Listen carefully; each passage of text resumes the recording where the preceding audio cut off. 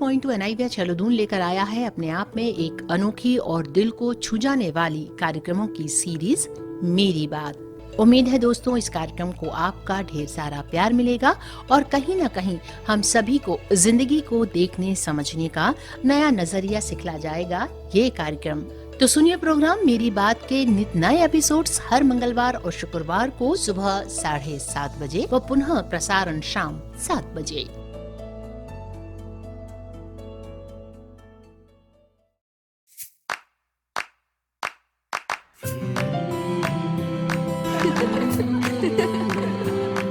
मेरी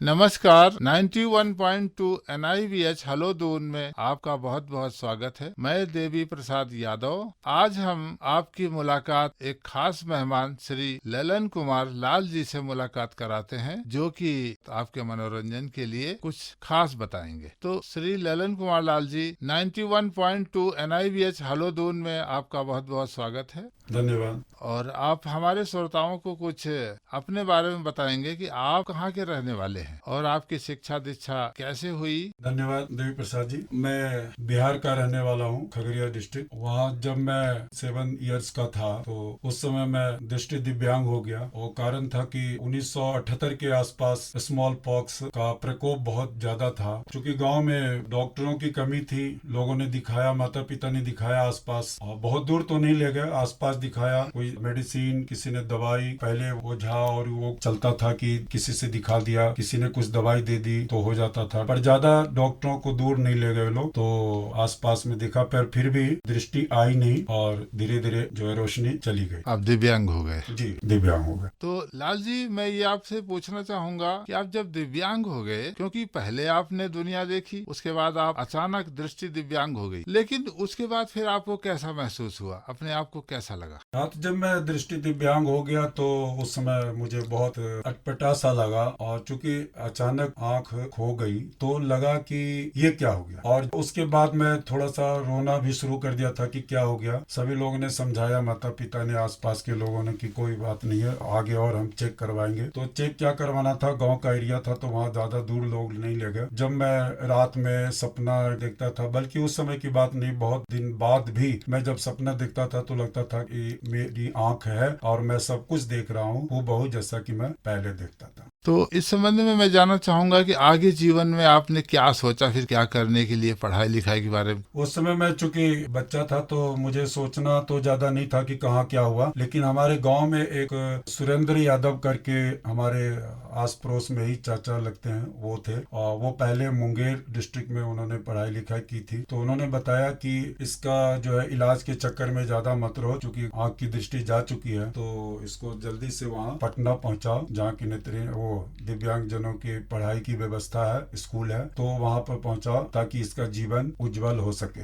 तो दिव्यांग जनों की शिक्षा के लिए जो स्कूल निर्धारित हुआ, आप वहाँ गए। उसके बाद में वहाँ आपकी शिक्षा कुछ कठिनाइयाँ आई होंगी, आपने अपने आप को सुगम्यता भी महसूस किया होगा, लोगों ने आपको सहयोग भी किया होगा। तो आपको स्कूल से कहाँ तक सहयोग मिला? जी हाँ, मैं जब स्कूल गया तो मैं बहुत 6-7 साल के था। तो उसमें हुआ क्या कि मुझे उस समय ना कपड़ा खींचना आता था, ना ढंग से स्नान करना आता था, चूंकि अपने अलग व्यवस्था वहाँ पर थी। तो मुझे बच्चों द्वारा, जो हमारे सीनियर्स थे, उन्होंने बताया कि ऐसे आपको यहाँ जाना है, वहाँ जाना है। मुझे एक मोबिलिटी का ट्रेनिंग जो होता है उस तरह का, जो सीनियर्स थे उन्होंने बताया कि यहाँ नलका है, यहाँ टॉयलेट है, वॉशरूम है, यहाँ मेस है, सब बताया। धीरे धीरे मैं सेट होता गया, लेकिन मैं बहुत रोता था। उस समय पढ़ाई में मेरी रुचि बहुत कम थी। पहली कक्षा तक तो समझिए कि मैं बहुत कमजोर था पढ़ने में, क्योंकि इंटरेस्ट ही नहीं लगता था, रोता रहता था, ध्यान नहीं लगता। तो लाल जी, बहुत अच्छा, आपने बहुत कुछ संघर्ष किया, अपने आप को महसूस किया कि इस तरह से कठिनाइयों का सामना करते हुए आप आगे बढ़े। लेकिन आप उच्च शिक्षा आपने कैसे प्राप्त की? क्योंकि उच्च शिक्षा के लिए तो कुछ ऐसे विद्यालय कुछ कम ही थे उस जमाने में। आजकल तो बहुत अच्छा हो रहा है, लेकिन उस जमाने में कम थे। तो उसमें आपने अपने आप को कैसे, आपने सफलता पाई?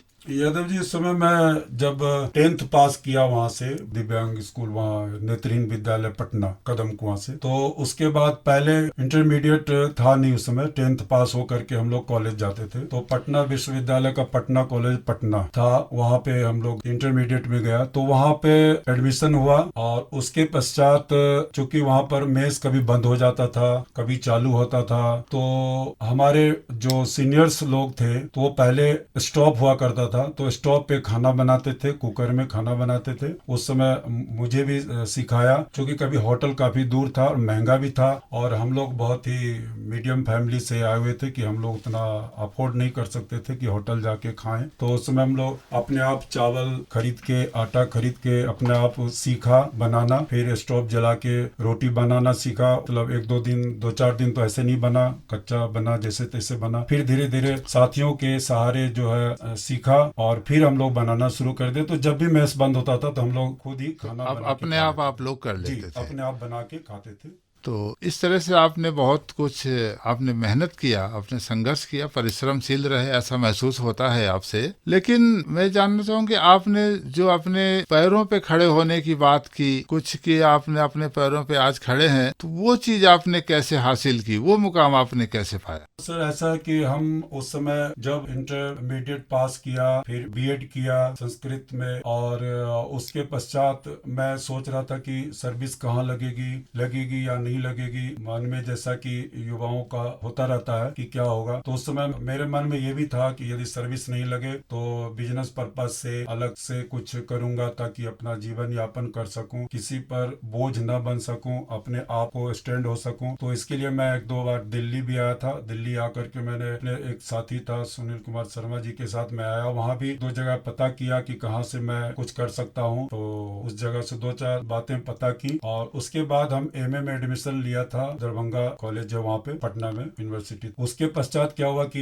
मैं ट्रेनिंग में आया था NIVH शॉर्ट हैंड एमए से पहले, तो वहाँ पे मैंने ट्रेनिंग की, तो नाम मैंने दर्ज यहाँ करा दिया था नियोजनालय में। तो उसके पश्चात जब मैं गया वहाँ, तो एक यहाँ से हमें लेटर गया कि आपका नाम यहाँ पे आया हुआ NIVH में। मैं उसके बाद में यहाँ आया, प्रूफ रीडर के लिए फॉर्म भरा, और उसके बाद इंटरव्यू हुआ, उसके बाद मेरा सिलेक्शन हुआ। तो मैं बहुत खुश हुआ अपने आप को कि चलो एक सर्विस मुझे मिल गई और अपना जीवन यापन का एक संसाधन बना। तो यानी लाल जी, मैं समझ सकता हूँ कि आपने अपने आप में आत्मनिर्भर होने के लिए आपने बहुत संघर्ष किया। जानना चाहूंगा कि आपने एमए कौन से विषय से किया आपने? एमए मैं कर रहा था, पर एमए पूरा नहीं हुआ। उस समय मैं चूंकि सर्विस हो गई, तो सर्विस होने के बाद फिर जाना संभव नहीं हुआ, और चूंकि रेगुलर पाठ्यक्रम था तो मैं जा नहीं सका, फिर मैंने उसको छोड़ दिया। तो हमने कहा कि कोई नहीं, टीचर का भी स्केल उस समय लगभग ही था, 1200 के स्केल पे कुछ था मेरा उस समय, 1230, और उसी के आसपास 1300 कुछ था। आपने इस क्षेत्र में आपने अपनी रुचि बनाई।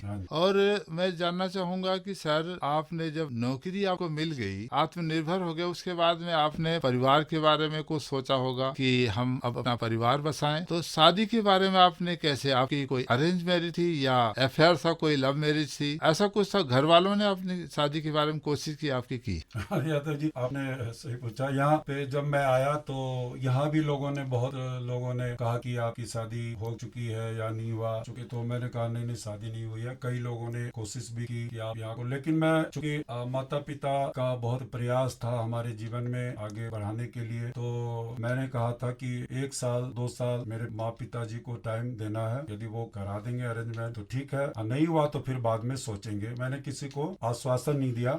ठीक 1 साल के बाद मेरे माता पिता ने शादी अरेंजमेंट वहीं से, घर से ही, मतलब गाँव से शादी करवा दी। तो मैं समझता हूँ कि आपका वैवाहिक जीवन जो है वो एक सामाजिक तौर तरीके से हुआ, शुरुआत हुई उसकी।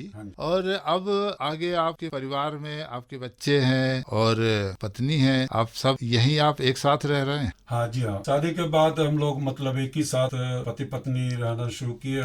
माता जी भी शुरू में आई, बहुत हेल्प की, और के बाद फिर हम लोग यहीं रह गए, और यहीं अपना घर भी है। तो बच्चों का लालन पालन या उनकी शिक्षा दीक्षा में कुछ आपको परेशानियां भी आई होंगी आपकी? पहले मैं पूछना चाहूंगा होंगे आपकी धर्मपत्नी जो है वो दृष्टिवान है या दृष्टि दिव्यांग है? जी हाँ, दृष्टिवान से। तो उन्होंने आपको बहुत कोऑपरेट किया होगा, फिर तो परिवार में आपका बहुत अच्छा उनका सहयोग मिलता होगा। जी हाँ, सहयोग बहुत अच्छा मिला और हमने भी काफी सहयोग उनको दिया। जब भी जैसे कोई चीज उसका पढ़ाने लिखाने से लेके देखभाल करने तक बहुत काफी हमने मदद की, तो उनको भी फील नहीं हुआ और हमारा भी काम दोनों का सुचारू रूप से चलता रहा। तो आपको घर से ऑफिस आने में कोई दिक्कत होती है या परिवार से कोई आपको छोड़ने आता है या लेने आता है? नहीं, ऑफिस से आने में तो कोई नहीं। शुरुआत में तो मैं यहीं कैंपस में था, उसके बाद अपना घर बना तो वहाँ लगभग 2.5 किलोमीटर दूर है यहाँ से NIVH, तो आने जाने में कोई दिक्कत नहीं है। मिसेज छोड़ देती हैं और बच्चे भी कभी कभार आ जाते हैं लेने के लिए। तो कुल मिला के अब ये माना जाए कि आपका जो है जीवन है बहुत अच्छा चल रहा है। तो 91.2 NIVH हलोदून के श्रोताओं को आप कुछ ऐसा संदेश दें कि जिससे वो लोग आपसे कुछ सीखें, और आप कुछ उनके लिए कहना चाहेंगे कि वो भी आगे बढ़े, जो लोग सुने। जी, 91.2 NIVH हलोदून तो मैं श्रोताओं से ये कहूंगा कि मेरा जीवन बहुत संघर्षशील रहा और मैंने जीवन में बहुत संघर्ष किया। इस मतलब पढ़ाई से लेकर के और अन्य क्षेत्रों में भी अपने कार्य को करता रहा। जैसा कि लोग कहते हैं दिव्यांगजन कार्य को करने में कठिनाई महसूस करते हैं। यह तो सही है कि कठिनाई तो होती है, लेकिन आगे बढ़ने के लिए कुछ करना पड़ता है, अपने आप को त्याग करना पड़ता है, अपने आप को कार्यों में समर्पित करना पड़ता है। पढ़ाई के अलावा मेरा और भी हॉबी है, शौक है। जैसे मैंने अपना तैरना सीखा और मैंने साइकिलिंग की और साइकिल भी चलाया। और इस संबंध में मैं जाना आपने बहुत कुछ किया, बहुत कुछ हमारे श्रोताओं को कहना चाहेंगे, तो मैं भी आपकी लाइन में 1-2 लाइन जोड़ देता हूँ कि कोशिश कीजिए कि हार नहीं सकता मैं, ये खुद से वादा कीजिए। जितना आप सोचते हैं कोशिश उससे ज्यादा कीजिए। इन शब्दों के साथ मैं चाहूंगा ललन जी आपका बहुत बहुत स्वागत है यहाँ। बहुत बहुत धन्यवाद जो आपने श्रोताओं को बहुत अच्छी बात बताई। धन्यवाद। दोस्तों, हम आ पहुंचे हैं कार्यक्रम मेरी बात के आज के एपिसोड के समापन पर। लेकिन हाँ, जिंदगी की और भी किताबें हैं जिनके पन्ने पलटने अभी बाकी हैं। उसके लिए करना होगा थोड़ा और इंतजार। कार्यक्रम मेरी बात, जिसमें सुनते हैं आप दिव्यांगजनों के जज्बात, हर मंगलवार और शुक्रवार सुबह 7:30 बजे, पुनः प्रसारण शाम 7 बजे। ऐसे ही बने रहिए 91.2 NIVH हलोदून के साथ। नमस्कार।